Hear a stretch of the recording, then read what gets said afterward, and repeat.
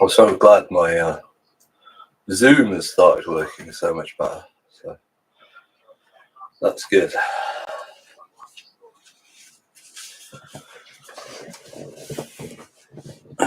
Bodies being ready for school. Schools communicate expectations about what it means for children to be ready. Hang on, I've got to shut my door.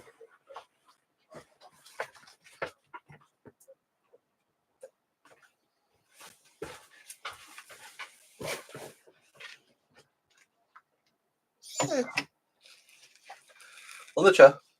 Elvis, chair.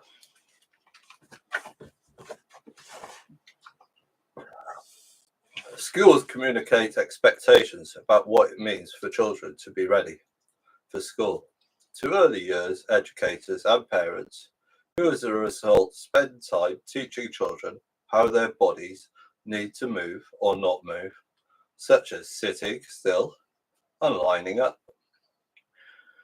Research reveals that central central central central this word's still in my head. Centrality of the physical demands that need to be taught for children to be perceived as ready for school, and for early years staff and parents to be seen as successful in preparing them. Parents speak about practicing doing up buttons so that their children can manage their school uniform, and about helping children to be independent in using the toilet. When I'm reading, I've got pressure on my eardrums. It's really weird.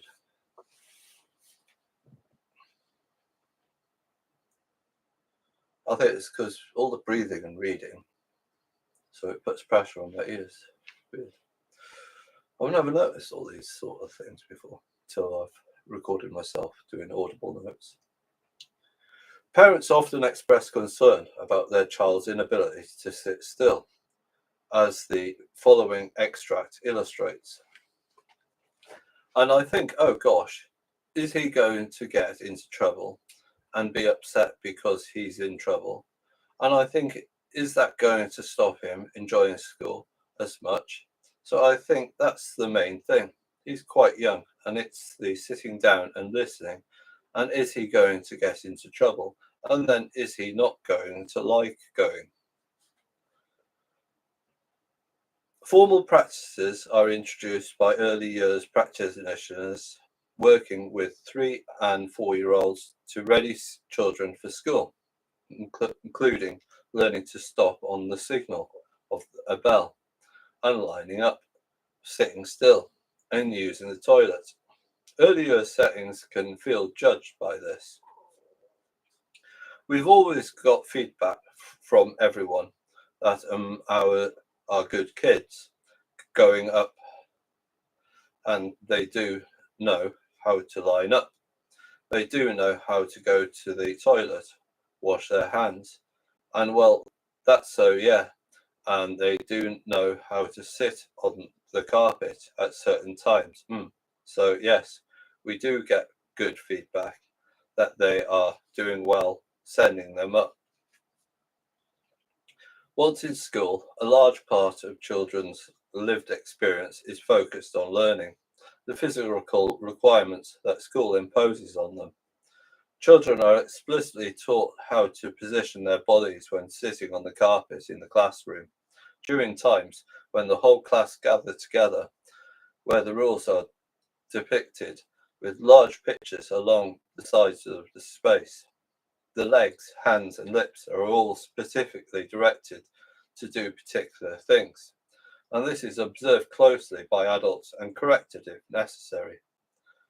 The carpet thus presents a space where power is exerted through the combination of children, teaching staff, carpet, and chairs. Children are praised by teaching staff for sitting cross-legged position with hands in laps, for example. You're sitting the smartest. Well done. Sit smartly. Put your legs like this.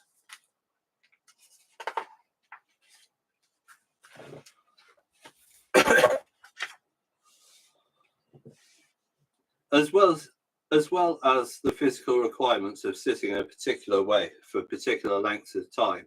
The children are also required to control their voices and language in order to speak in the whole class situation. The carpet rule of hands up and wait with lips closed is taught and reinforced. One child, Cassandra, called out during her first carpet time session and was reminded to put her hand up. She continued to struggle with this rule during carpet time on the second session of school. Cassandra starts chatting loudly about what she can see. Miss Brown says, "We must use an inside voice in here." Cassandra looked down and blushes. She looks over to me and slightly smiles, then looks at the teacher. Miss Brown reminds everyone not to talk on the carpet, and Cassandra puts her fingers to her lips. Her body was affected by the interaction as she tried to conform to the image of a docile body, made visible through her blushing and withdrawal of her gaze, which suggested her embarrassment. This was further supported by looking over for reassurance. In addition, her fingers to her lips suggest her determination to try and comply with these new rules. As well as trying to stay quiet, children are required to talk at certain times and in certain ways. For example, taking the register. A twice daily practice employs the key phrase that need to be learnt and copied. First, the teacher speaks and signs, "Good morning, children," before the whole class repeats in unison, "Good morning, Miss Brown. Good morning, Miss White." For some of the children, this is an uncomfortable experience.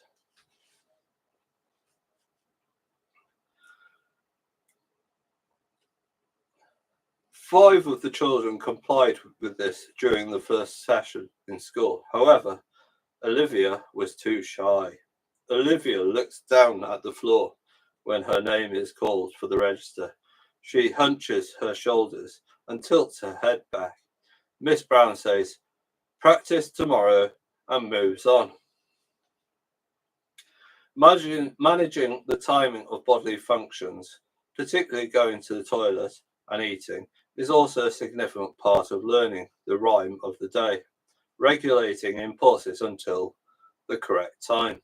At lunchtime, for example, children are expected to go to the toilet before going to the hall and then staying in place until they have eaten, illustrated by clear instructions. Did you go to the toilet when you were asked? You must go to the toilet before you go in the hall. You can't keep leaving. As well as controlling their urge to go to the toilet, children are required to learn to eat at specific times before the direct teaching begins. Children are introduced to going to the toilet at playtime or during their free choosing session and to eating at snack time and lunchtime, while many children are keen to be seen as good.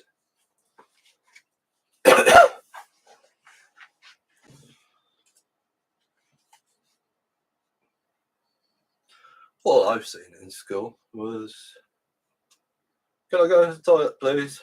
Oh, so it's already gone. You'll have to wait till I come back. There's no control over it. You can't control when you need to go to the bathroom. It's ridiculous. Elvis, on the chair.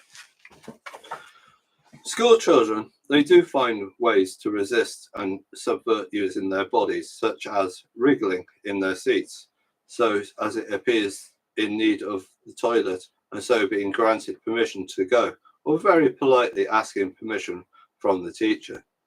Using evasive stealth tactics identified by Michael Gallagher, children also manage to escape the surveillance of the teacher by escaping to the toilet. During lunch and snack times, interactions between children and adults demonstrate the relational aspects of children and adults' shared lives. As they negotiate how much food is to be eaten. Children exert their agency by stating their dislike of particular foods and the refusal to eat certain types of food. Although Cassandra did not want to eat her rice or peas and could have felt anxious about this, she appeared to reject adults deciding what and how much she should eat.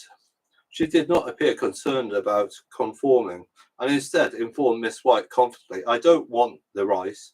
Peas make me sick." Practitioners will often use strategies as a way of negotiating with children and encouraging them to eat, such as changing the size of the food mouthfuls and lessening the amount that would be acceptable to eat, exemplified by the following extract from field notes observing a practitioner, Miss Brown, interacting with a young pupil, Jim, at lunchtime. Miss Brown comes and asks him how he is getting on. Jim: "I don't like the rice or meatballs or bread." Miss Brown: "Shall I cut the meatballs up smaller?" He nods. She cuts them very small and mixes with the rice, with the tomatoes and onion mix. Miss Brown: "Is that better?" Jim looks at it. Jim: "I don't like the peas." Miss Brown takes them out. Miss Brown moves away at this point to help someone else. Jim takes a tiny mouthful, then looks over at her. He sips his water again, then takes another tiny mouthful, followed by a sip of water.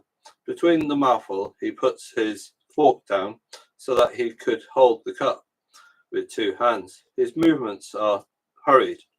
He takes another forkful, puts a fork down, takes a deep breath, and looks out the window. He takes another forkful and puts the fork down. He looks at me and seems worried. He is not smiling. This surveillance of care, whilst well-intentioned, seeking to ensure the bodily requirements for food and drink are met, may result in a loss of autonomy for some children over their own bodily needs. While many children, despite feeling uncomfortable, conform to this eating practices expected within school, other children exert their agency by refusing to conform and rebuffing attempts at coercion and negotiation.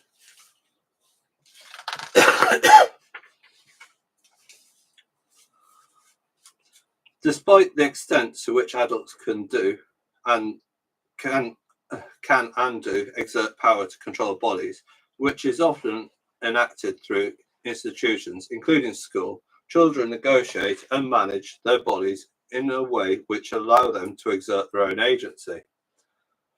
Key points. Children's bodies are disciplined and controlled in ways which highlight the complex power relations between children and adults. Schools are recognized as contexts and institutions where children's bodies can be disciplined and controlled. Despite adults wielding most power over children and their bodies, research indicates how children find ways to exert their own agency. Conclusion. In this chapter, we have considered how children's bodies are both biological and social, and how the way they are seen and understood has a significant impact upon them. Children lived experience in comparing themselves to others. Children develop a sense of self, and in this chapter, we have examined how this process engenders the categorization and potential othering of children who may be ostracized and marginalized as a consequence. While children's bodies are surveilled and controlled within contexts such as school, this chapter has examined the manner in which children also resist and use their bodies to exert their individual agency.